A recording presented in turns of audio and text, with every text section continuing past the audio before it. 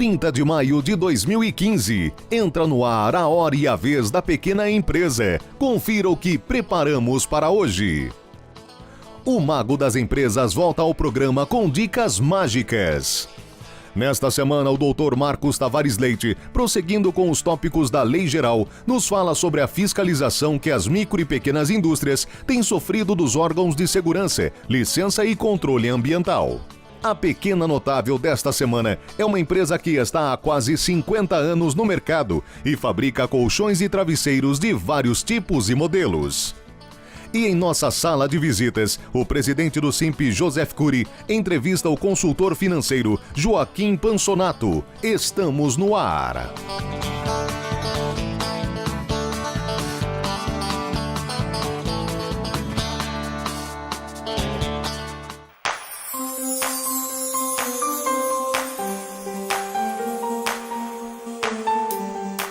Quando um empresário está no comando de uma empresa, na verdade ele está no cérebro dela. E ele vai ter que tomar decisões delegando e distribuindo cotas de responsabilidade a seus parceiros e funcionários.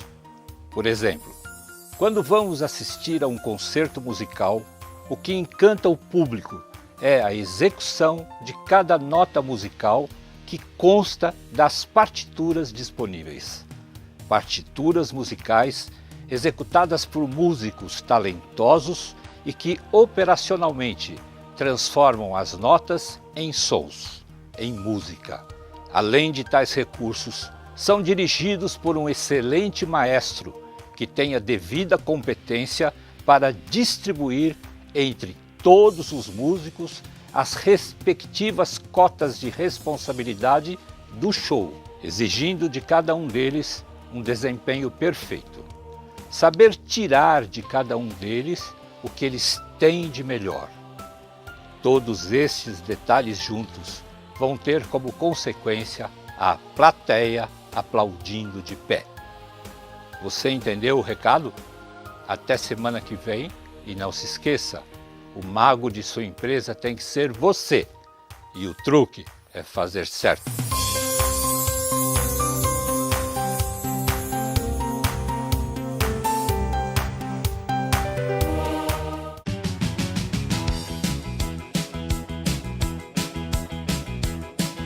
Nesta semana, o Dr. Marcos Tavares Leite, prosseguindo com os tópicos da Lei Geral, nos fala sobre a fiscalização que as micro e pequenas indústrias têm sofrido dos órgãos de segurança, licença e controle ambiental. Para a microempresa e empresa de pequeno porte, essas licenças, quando a atividade dessa empresa não é considerada de alto risco, a licença e a permissão para início de sua atividade, as licenças de funcionamento, poderão ser substituídas por uma mera declaração do responsável legal da microempresa ou da empresa de pequeno porte, seguida do preenchimento de uma ficha cadastral. Ou seja, ele preenche um cadastro para os órgãos municipais, estaduais, de fiscalização nessas áreas, preenche o cadastro e declara que a sua atividade é considerada de baixo risco, segundo as normas aplicáveis, e, portanto, ele está dispensado de uma fiscalização prévia e de outras verificações por esses órgãos. Tudo isso para permitir a rápida formalização e início da atividade dessa microempresa ou empresa de pequeno porte. Da mesma forma, os municípios, os estados, dentro de suas competências, poderão definir o que é considerada atividade de alto e de baixo risco. Na ausência dessas normas, já existe uma resolução do CGSIM que define o que são atividades de alto risco. Se a atividade dessa empresa não está enquadrada em nenhuma daquelas listas, já considerando as atividades de alto risco, por ser uma lista exaustiva, permite então ao empresário da micro e da pequena empresa considerar a sua atividade de baixo risco e, portanto, pode já iniciar a sua atividade com essa mera declaração. Além disso, no que diz respeito à fiscalização, a empresa só poderá ser fiscalizada após o início das suas atividades. Isso, normalmente, estamos falando da microempresa e empresa de pequeno porte, com uma atividade de baixo risco.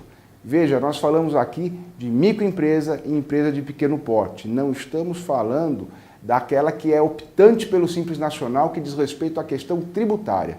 Portanto, toda empresa enquadrada como microempresa ou empresa de pequeno porte e cuja atividade seja considerada de baixo risco tem o direito a uma licença já definitiva e prévia para o início da sua atividade no que diz respeito à questão sanitária, meteorológica, de segurança de incêndio e ambiental, substituindo por uma declaração. E a fiscalização, que deve ser orientativa inicialmente, também apenas o início de sua atividade. Essa é uma medida salutar que permite ao empresário da micro e da pequena empresa começar a trabalhar rapidamente, já gerar emprego, gerar sua atividade, gerar renda, inicialmente, sem colocar em risco ninguém, porque nós estamos falando de baixo risco efetivamente. Portanto, apoiamos essa forma de formalização, legalização e permissão para que a empresa exerça a sua atividade empreendedora, gerando riqueza, renda e empregos.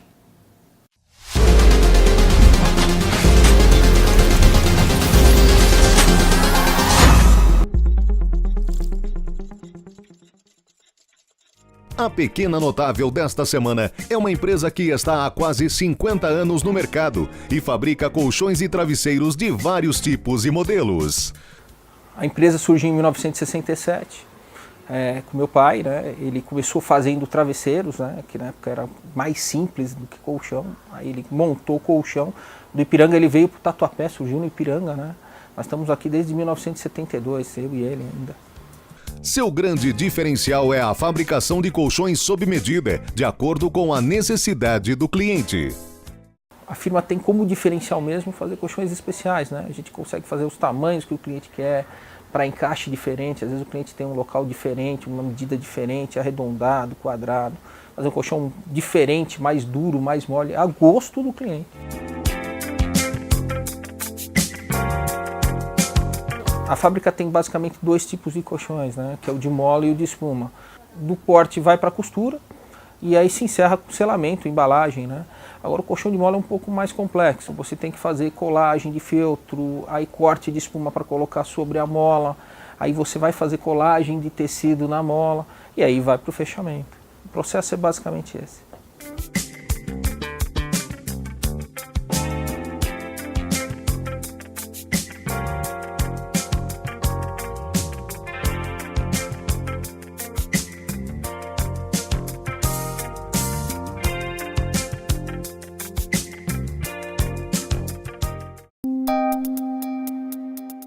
Entrevista da semana.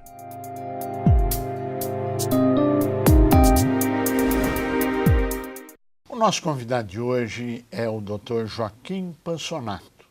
Ele é formado em matemática, ele é graduado em Finanças e Administração Contábil pela GV, ele já foi gerente do HSBC e trabalhou também no Banco Safra como superintendente. Hoje ele é empresário e o tema é como economizar na sua empresa na área financeira. É um prazer tê-lo conosco. O prazer é todo meu. Muito obrigado.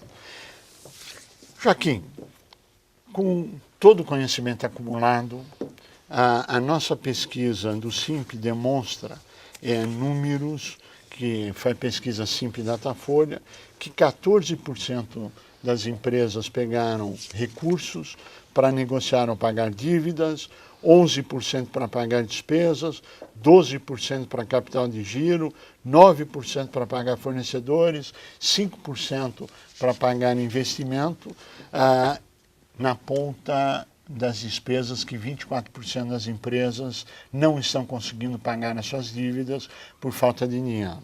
E na ponta do recebimento, 17% tomam calote até 15%, 12% entre 15% e 30% e 11% até 30% do faturamento. Agora nós precisamos aprender quais são as dicas, como negociar com o banco, como obter crédito, etc. Qual seria a sua primeira orientação de como reduzir a despesa bancária? Como esses números aí falam por si, né? A gente tem que destacar algumas atitudes, né, que o empresário tem que tomar na redução de despesas as despesas bancárias nesses tempos difíceis, né, que o fluxo de caixa está totalmente sufocado pela situação econômica do momento. Então temos algumas coisas que a gente destaca, que é você ter o pacote de tarifa em bancos, um pacote correto que vai atender a sua empresa. Porque se você não fizer o pacote, você vai pagar muito mais do que você gastaria se fechar um pacote. Mas você tem que fechar o pacote certo também. Não adianta você fechar o pacote que você vai usar só 30%. Você tem que fazer um pacote que você use 80%, 90%, 100%. Esse que é o ponto ideal. Por outro lado, você tem que estar sempre olhando. Eu analiso uma empresa quando eu vejo a utilização dele do cheque especial, do cheque da empresa no banco. Porque é uma linha de crédito que tem um custo muito alto e é uma linha de crédito necessária para a empresa, mas ela tem que usar pontualmente, nunca usar o mês todo. Se estiver usando o mês todo, aquela linha de crédito está errada. Ela precisa ser revista e substituída por uma linha de crédito mais adequada para aquela situação. Ou seja, ele tem que olhar para a despesa financeira de uma forma muito mais pragmática para reduzi-la. Sim. E maximizar cada centavo dentro disso. Correto. Agora, existem várias dicas que você é especialista no assunto. Quais seriam essas dicas? Então, olhando no raciocínio do cheque empresarial, né? Se você usou 2, 3 dias e cobriu, ele está te servindo para o seu objetivo, que é para uma situação pontual que a sua empresa precisou de capital de giro. E lembrar também que essas linhas ela tem um custo mensal também, além dos juros, que todos os bancos cobram uma taxa mensal, né, uma tarifa para manter essa linha aberta para você. Que é caro. Que é caro. Além do juros ser caro, tem uma taxa, uma tarifa que também é cara, que é cobrada todo mês. E além do IOF, que é inerente à operação de crédito. Agora, na hora de você for tomar um capital de giro, você tem que olhar o quê? Quanto que você precisa, olhar sempre no médio e longo prazo, nunca no curto prazo. Se você vai tomar um capital de giro hoje, olhe sempre se a parcela que o banco vai te oferecer cabe no seu fluxo de caixa. Ou seja, isso pressupõe que a empresa tem que ter um fluxo de caixa de médio e longo prazo, que ele tenha uma previsão daquilo que ele vai fazer e tentar ter um crédito adequado a isso. Correto. Porque se ele tomar hoje um montante inadequado, daqui a um mês ele vai precisar mais um pouco de capital de giro. Ele vai ter repetir os mesmos custos daqui a um mês. Se ele tomar o valor correto hoje, ele não vai precisar renovar essa linha em menos de 6 meses. Então, pagar um novo IOF. E pagar uma nova tarifa, os juros, numa situação econômica desfavorável, os juros vai estar mais elevado. Então, tem todas essas variáveis que tem que levar em consideração. Quanto mais tempo você ficar com uma linha de crédito, você está diluindo os custos bancários da contratação da operação. Ou seja, não pegue dinheiro de curto prazo. Sim, e o curto prazo é para aquela situação pontual. Você tem que olhar sempre longo prazo. E olhando para as empresas, hoje uma operação ideal seria uma amortização em 24 meses. Tem banco que chega em 24 meses, tem banco que chega em 36 meses. Então, isso é o ponto ideal. 12 meses seria o mínimo, entendeu? Bom, agora, existe uma restrição de crédito hoje no mercado. Sim. Os bancos não estão emprestando dinheiro e as empresas estão com dificuldade de atender seu fluxo de caixa. Ou elas estão atrasando, como a pesquisa já indicou, ou elas estão inadimplentes. Sim. O que você recomendaria para essas empresas? A partir do momento que o empresário detectar que o custo financeiro para financiar seu capital de giro está sufocando, está deixando o teu saldo do fluxo de caixa devedor no final do mês, é a hora de você voltar para o banco e falar, olha, preciso de fôlego, preciso renegociar o meu débito contigo para que eu possa adequar o quanto que eu vou te pagar mensalmente no meu fluxo de caixa. Ele tem que contar, cada um tem que contar a tua história. Claro. Né? Cada um tem uma história. Cada um tem uma história, né?